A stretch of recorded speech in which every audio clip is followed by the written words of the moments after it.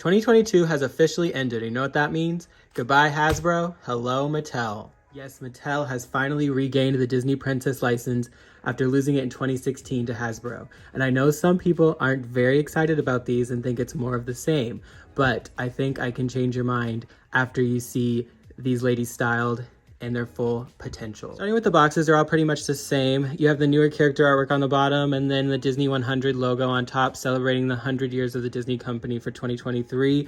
On the back, we have a scene from the movie in which the princess is featured, and then we have the entire lineup down below. This is the first time that we are seeing Raya in the princess line, which is exciting, depending on how you feel about that film. A quick shot of all of the back of the boxes. I'm gonna start with everyone's favorite girl, Ariel. Woo, that was pretty easy. Good deal. And then she will be freed in 3, 2, 1. Here's Ariel all unboxed. The quality out of the box is pretty dismal. Hair quality seems good, but again, the only thing I care about and the only reason I'm here is for this sculpt, because gorgeous. The hair is pretty thick, to be honest, but I'm not sure what kind it is. It doesn't feel the greatest, but it doesn't feel the worst either. I think these bodies are like fully hollow at this point. The articulation is actually very hard. So for all these dolls, we're essentially going to look at them as is, and then I'm going to do a couple repaint touches on them and put them on new bodies, new clothes, obviously all that good stuff, and watch them transform. Now for the comparisons, I'm going to compare like old Mattel, current Disney store, all the above. Excuse the doll nudity and in some cases bodiless dolls. We're just working with what we had. Here's an Ariel doll from that signature collection. This was right before Mattel lost the license. And then here is one from around 2013. As you can see, just like wildly different sculpts. And then here she is with the current Disney store head. This is the holiday Ariel, just for comparison. And one more Mattel Ariel, because why not? This one is from around 2008, I want to say. Now let's open up Tiana. Ooh. Yay. In my opinion, no company has ever really captured Tiana as she is in the animation, and I really do think this sculpt is the best one we've ever got.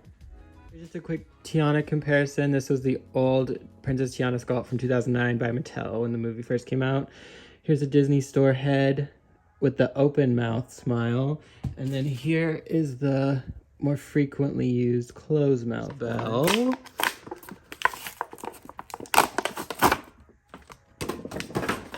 Ooh. It's fully out of box. I should mention that some of these faces are awfully pixelated, if you can see that. It's not like a major deal to me because like you have to be pretty close to see it, and I'm also gonna like attempt to change that with the repaints, but I do wish it was normally applied paint and not this pixel process, which is a little obvious. Here we have Belle's comparison. This is old Mattel, I'm not sure which year, I think around like 2008 again. This is like present day Disney store. And then we have one more and it's like way older Mattel, like 90s. Here she is compared to the Disney limited edition designer sculpt. As you can see, there's really no comparison. I mean, it's a $10 doll versus $130. But it's just so interesting to me how you can interpret the same characters in completely different ways. Pocahontas, maybe. Ooh. Hello. For some reason, she's like the most surprising to me because she looks so different from her stock photos than she does in person. The skin tone is like completely different. The face is completely different. Like, it's a really gorgeous sculpt. Been flopping it, showing the hair on everyone, but yeah, her hair feels decent. Very plasticky, but it's very thick. So, you know, take what we can get with a $10 doll. For Pocahontas, this old 90s sculpt like really can't be beat. Just like proportionally, it's so accurate to the cartoon. But it really makes you notice how large the forehead is on the new doll. And then here is the older Disney store, I'd say like 2014, 2015. And then here's Disney Store's brand new Pocahontas sculpt that just came out last year with the Ultimate Princess Designer Collection. Again, really no comparison, unfortunately, but we'll see what we can do about that. Last but not least, Princess Aurora. Ooh, she ain't coming out. Ooh, she definitely has the most tragic hair out of everyone that I've unboxed so far. I mean, I don't know what's going on. I don't know what this girl has been through with this loop-de-loo bang. She's got some kind of indentions on her face. Oh, that's unlucky. Right before Mattel lost license, they kind of gave Aurora 2 new sculpts, like back to back. So this was the one that came out first and was very shortly lived. And then here's the signature collection doll, which to be honest didn't age well. And here's a Disney Store comparison. This is the older sculpt that we had to deal with for years. And then on the left is the newer one with the closed mouth. I do love this new sculpt's cheekbones, because I think that's something that this sculpt has always been lacking, as you can like see. She's also kind of giving me Katniss vibes. I think it's those cheekbones again, like can't be beat. I just wanted to showcase the shoes really quick. They all have been sculpted like specifically for the character, but I don't know how much it matters because they're on these like weird Frankenstein Hasbro meets Mattel feet. So they're not gonna fit anyone other than these bodies, unfortunately. I also really like how they're all different heights again, and Mattel was really good at that before they lost the license, so I'm glad that that's returning. Like Ariel being the littlest is obviously super adorable, and it's just a nice little detail that most people wouldn't think about. Now that we've got to know these $10 beauties a little bit more, let's get their bodies swapped, get some real outfits on them, and see their full potential. Everyone has been freed from their sculpted on clothes, and now it's time to get to work. And here they all are in their final form. As you can see, they went through a lot of changes, starting with face paint, articulated bodies, clothes, and hairstyling. Aurora didn't quite work out the way I wanted her to. I'm going to have to try that paint again because it was just not the moment. But I do love the way all of these came out. In the future, I want to get better at showing you all that process a bit more. I'm just still figuring out how to record that since it happens in multiple rooms over multiple materials, all that good stuff. Going a bit more in depth with the comparisons here.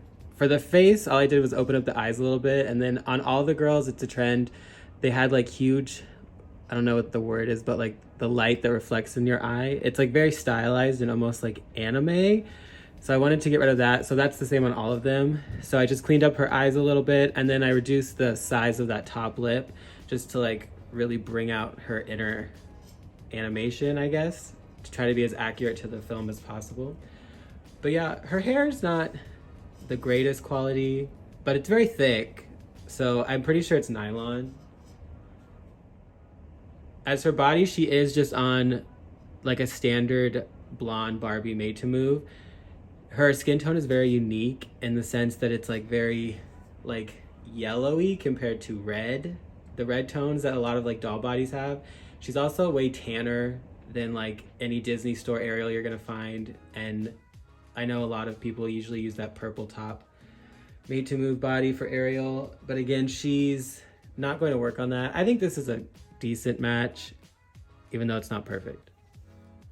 On Pocahontas, I changed her eyes basically just the iris. I like the shape of the eyes, but the irises were just huge for Pocahontas, and darkened them up a little bit too, since in the film she almost has like black eyes. And then the eyebrows had the slant on like the wrong angle, so we fixed that, and then just a new lip color. Pocahontas has the best lips. I also painted this little part of her hairline in the corner because her forehead was looking like very round versus like the stylized look of Pocahontas in the animation. And then she is on a made to move body, the tan one with the floral like leggings. I'll try to put pictures in. I think my bell was unfortunately a little wonky right out of the box because I think her eyes are printed like too high up. And then she's also having some issues with like her part line. But again, this is the kind of quality issues you risk ordering from online versus like in store. But I went ahead and like made the whites of her eyes larger, if that makes sense. Just a little bit underneath, get rid of some of that darker liner. And then I just changed the lip color and again got rid of like in her iris all those like light reflectings. The eyebrows didn't have to touch, and overall she was very simple, and I think she's like very stunning. She's just on a classic Belle Disney store body. The skin tones are like decent enough. She's not like pale, but she's not like tan. It's a similar situation that Ariel's in, where you're gonna have a hard time finding an exact match. But again, I think this one is decent. And last but not least, Tiana. I just, again, got rid of all those dots in her eye, extended the eye a little bit more, making her eyes larger. In the animation, the eyes are always like pretty big for Tiana, surprisingly. And then I painted the eye the lighter color. Tiana almost has like orange eyes in the movie. And then I only painted the bottom lip. Again, in the movie, she has like, her top lip is darker than the bottom lip. So I think that was very successful in just like giving her a little bit more vibrance, I guess, saturation of that red color. But yeah, she was pretty easy. She's gonna be on the, again, like Belle, she's just on a Disney store Tiana body, which is like the easiest way to swap these. Overall, I absolutely love how these turned out. The accuracy to the animation is just like mind-blowing to me. And like, to me, I don't think we've ever had a Tiana sculpt this good, a Belle sculpt like this good, an Ariel sculpt like this good, you know? I like the older Mattel Pocahontas just from like a scale comparison, like with her body and everything. But overall, I couldn't be more thrilled with how they turned out. And I can't wait to get the rest of the princess lineup and do some more customizations like this. If you like any of these doll customizations, celebrity dolls will be coming, more repaints, more restyles, all of the above. I do have a little bit of everything, and I love making custom dolls. Please subscribe. Follow me on all the social medias. The name's gonna be the same. They Call Me Obsessed. And I will see you next time. Thank you so much.